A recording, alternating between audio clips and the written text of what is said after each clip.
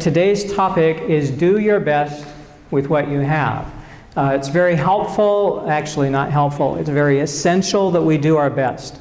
Jesus is very clear on this, that when we're giving a half-hearted effort, that's not something that God takes delight in. That we are called to do everything we can, not to do something mediocre, but to do everything we can to do the best we possibly can.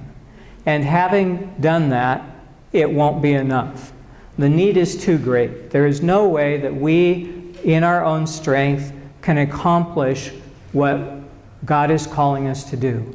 But we do our best with what we have, and then we give the rest to God. We accept God's forgiveness for the things that we can't do, for the ways that we've failed, for what we tried to do and it was inadequate, for what we sinned about. But it's not just sin. We accept God's forgiveness for all the many ways we haven't been able to live up to God's potential and to God's desire of what we could be doing. So that's our topic today. We're going to start in James 1, the 5th verse. And James says something that's very instructive, that's very easy for those of us on the coast to picture.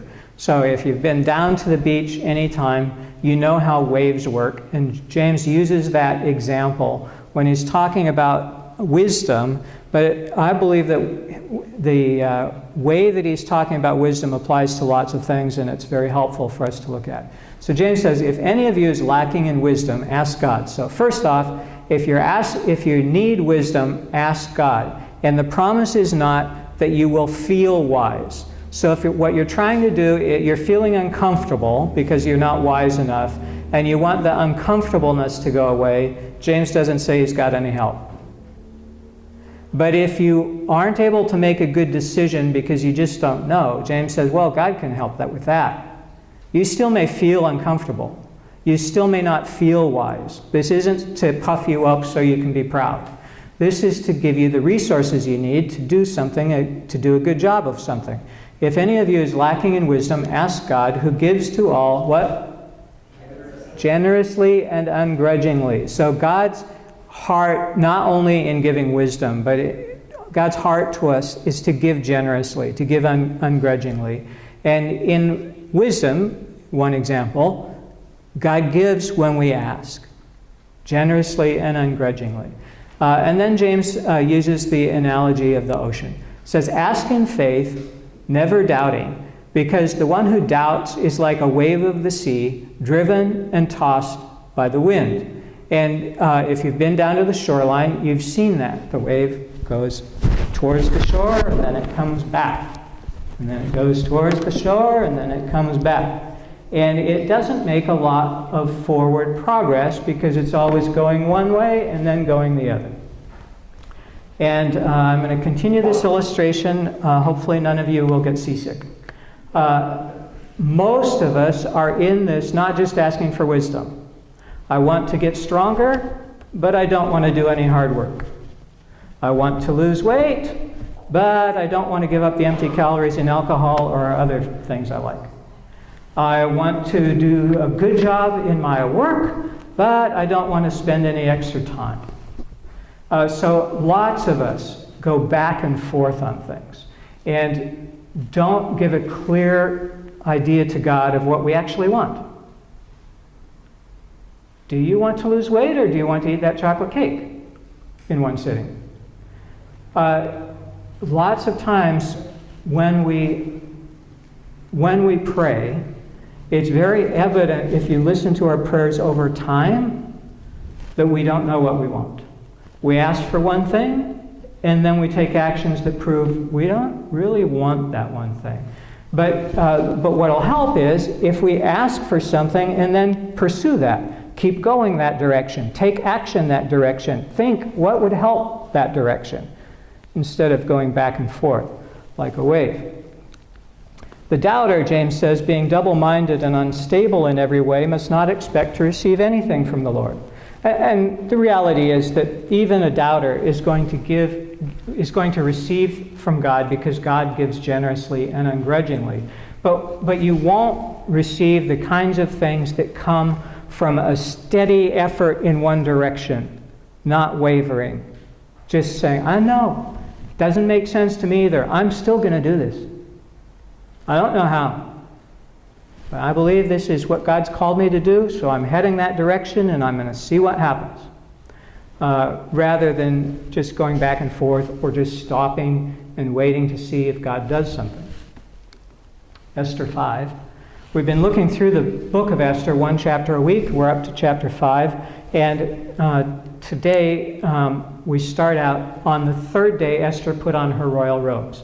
So those of you who were here last week, remember that what this third day is talking about is that Esther heard that there was a disaster that was about to happen in 10 or 11 months. So she's going to do something dangerous. She's going to go into the king's presence and ask that this thing that the king himself has put into place would not happen. The king is a guy who has an anger management problem, and the law of the land is if you come into the king's presence without him requesting you, he can just kill you on the spot. He can have you executed on the spot. And unless he says the moment that he sees you, okay, you're going to die because you had the audacity to come into the king's presence. So Esther has told her friends, you fast for me for 3 days and nights. And I'm going to get together all my friends inside the palace. We're going to fast for 3 days and 3 nights. And at the end of that fasting period, I will go into the king and risk my life. So Esther first asked what was going on. Then she's praying about it for 3 days and 3 nights with friends. And now she's going to take action. She's going in to see the king and hope that he has enough favor to listen to her request. And ultimately, she wants him to take some action that will be very difficult. So she puts on her royal robes and she goes into his presence and stands there waiting to see, is she going to die for her audacity or will she live? Verse 2, as soon as the king saw Queen Esther standing in the court, she won his favor. What is your request, he says? It will be given to you even up to half the kingdom. So the king, just right off the top, says, Esther, anything you want, I'm going to give it to you. What do you want?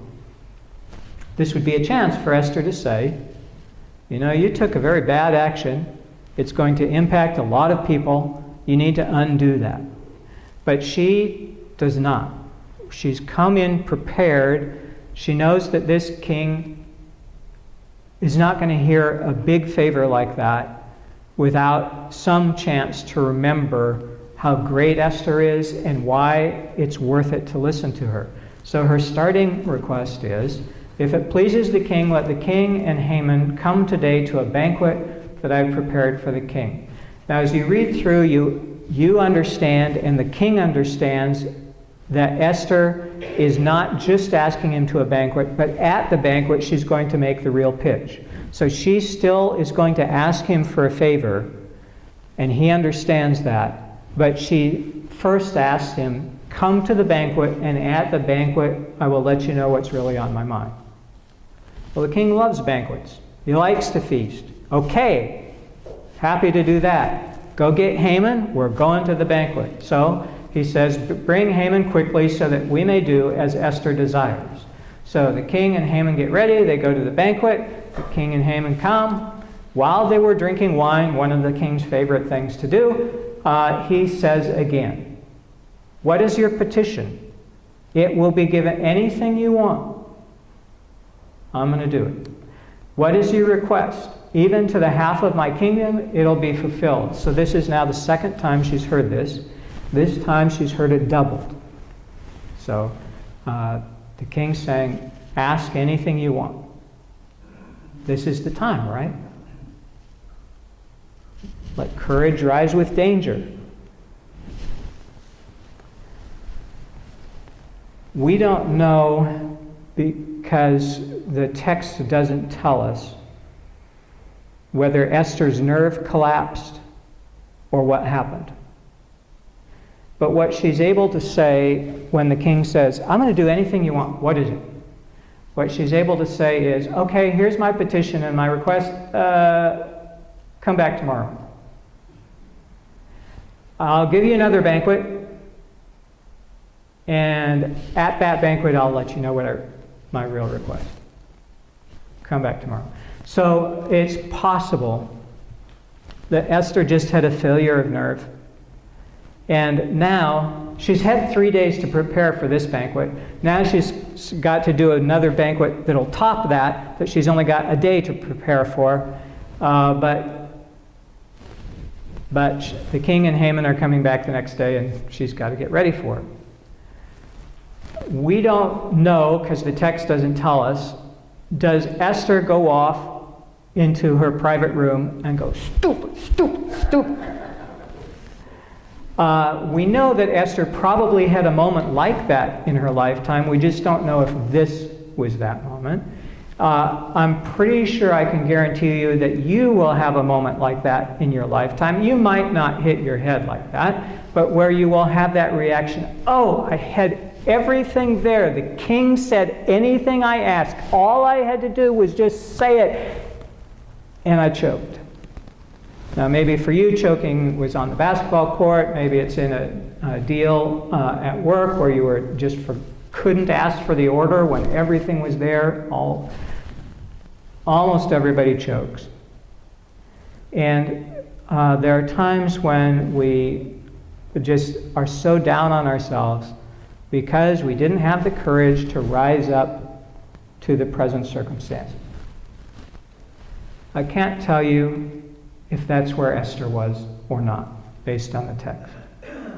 What I can tell you is that's what it feels like a lot of the time when we've actually done exactly right in God's eyes. But we don't know it. There are some times in life where you just have to walk by faith and not by sight. You think, God, I think maybe I blew it there. Or maybe you know for sure, God, that was a disaster. My fault. I did that. I'm so sorry. We take our best and give it to God and receive God's forgiveness for all that we have done, the good, the bad, the ugly, all that we have done. We receive God's forgiveness for it.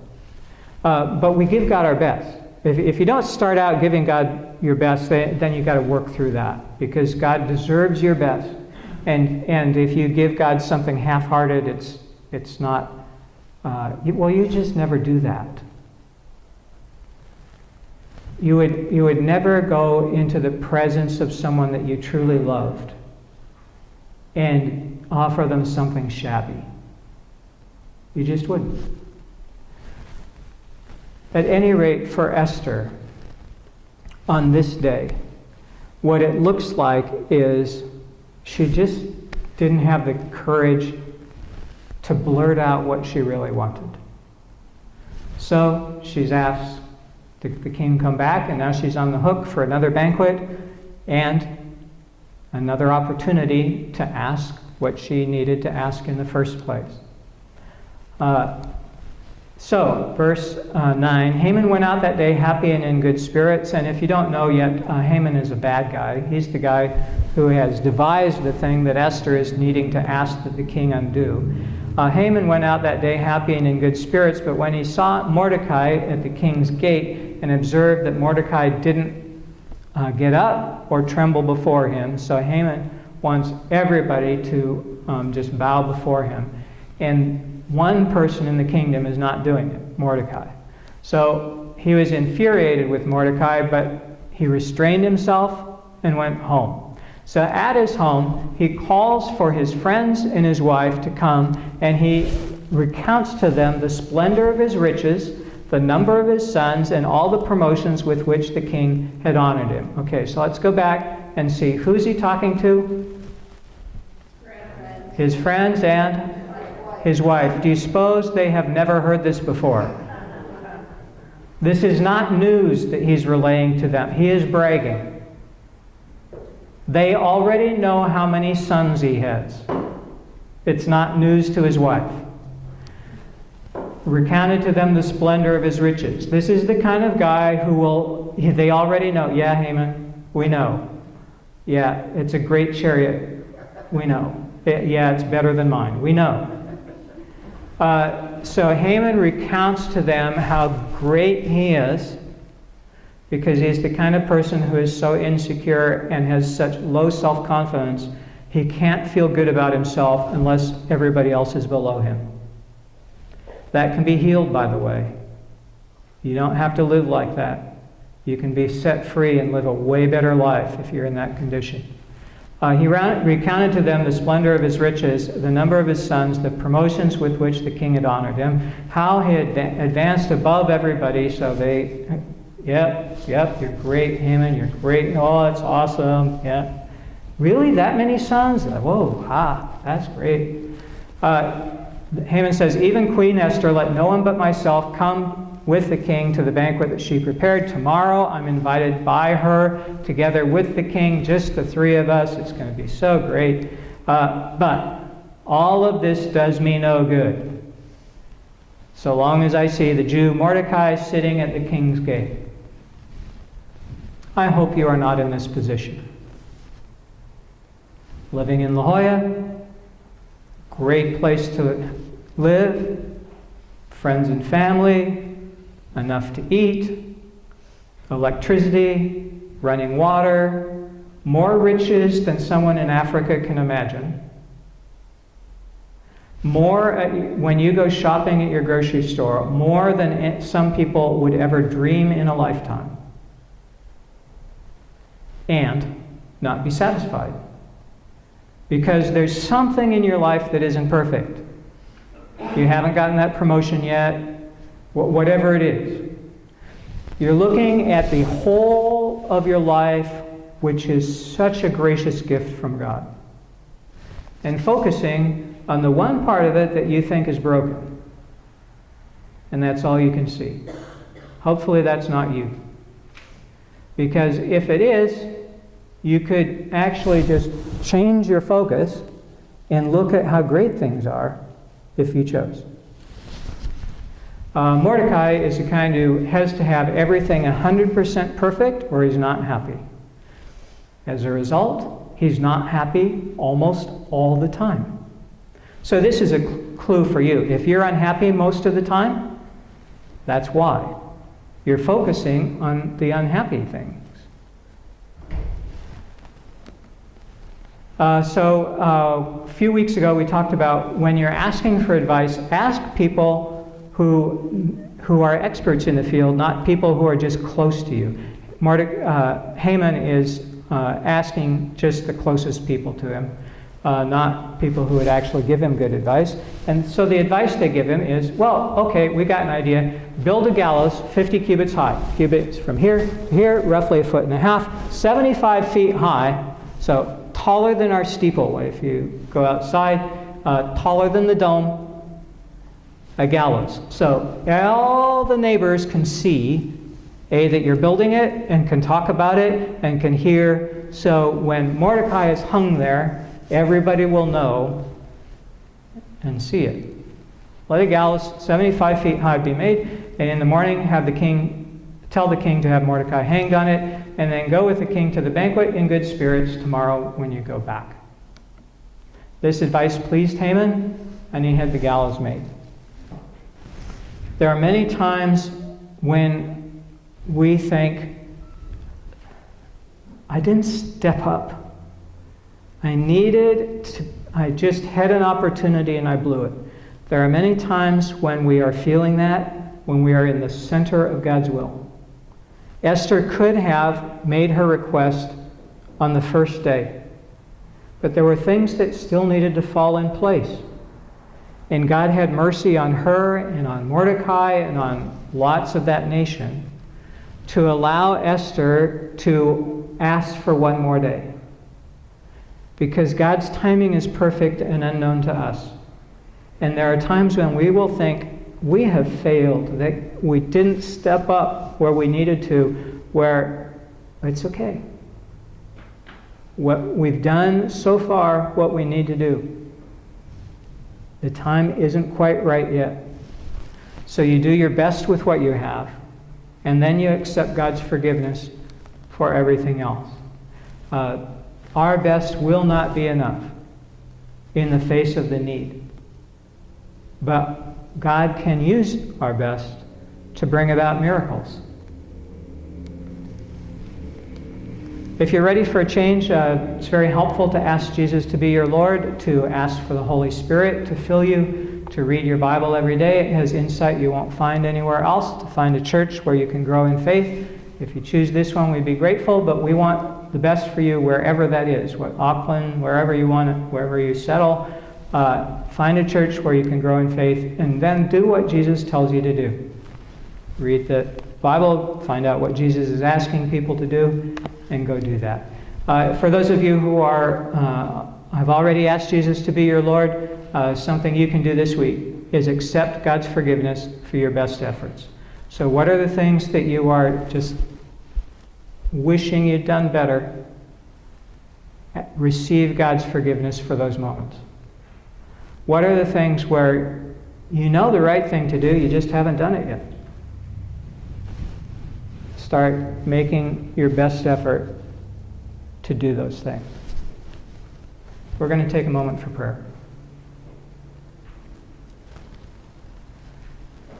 God, we are so grateful that you continue to go with us on the journey, and that you encourage us, you give us what we need, and there are times when we think we've failed that we haven't.